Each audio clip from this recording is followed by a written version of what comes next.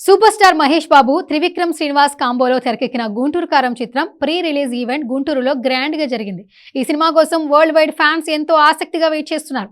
మాటల మాంత్రికుడు త్రివిక్రమ్ దర్శకత్వం వహించిన ఈ సినిమాపై ఇప్పటికే భారీ అంచనాలుండగా ప్రీ రిలీజ్ ఈవెంట్ లో తన స్పీచ్ తో మహేష్ బాబు ఆ అంచనాలను మరింత పీక్స్ కి తీసుకెళ్లాడు. తన స్పీచ్ ను సరదాగా మొదలుపెట్టి ఎమోషనల్ గా మహేష్ ఫ్యాన్స్ హృదయాలను టచ్ చేశాడు. ఈ ఈవెంట్ లో మహేష్ స్పీచ్ హైలైట్ గా నిలిచింది. నాకు నాన్నగారికి సంక్రాంతి పండుగ బాగా ఇష్టమైన పండుగ. ఈ పండుగ మాకెంతో కలిసొచ్చింది. సంక్రాంతి వేళ మా సినిమా రిలీజ్ అయితే ఖచ్చితంగా బ్లాక్ బస్టర్ అవుతుంది. గుంటూరు కారం చిత్రం విషయంలో అదే జరుగుతుందని నమ్ముతున్నా. కానీ ఒక్కటే బాధ, ఇప్పుడు నాన్న లేరు. ఆయన నా సినిమాలు చూసి ఎన్ని రోజులు ఆడుతుందో చెప్పేవారు. రికార్డ్స్, కలెక్షన్స్ గురించి చెప్పేవారు. మా నాన్న నాకు ఎప్పుడూ ఫోన్ చేసి నా సినిమా సంగతులు చెప్తారా అని ఎక్సైట్మెంట్గా ఎదురు చూసేవాడిని. ఇప్పుడు ఆయన లేరు.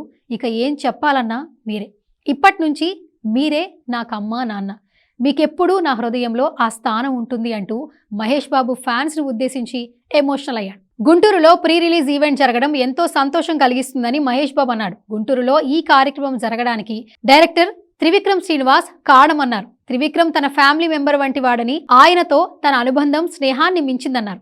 అతడు కలేజా ఇప్పుడు గుంటూరు కారం చిత్రంతో ఆ మ్యాజిక్ మరోసారి రిపీట్ అవుతుందంటూ సినిమాపై ఎక్స్పెక్టేషన్స్ కు పీక్స్ తీసుకెళ్లాడు. అటు హీరోయిన్ శ్రీలీలను మహేష్ పొగడతలతో ముంచెత్తాడు.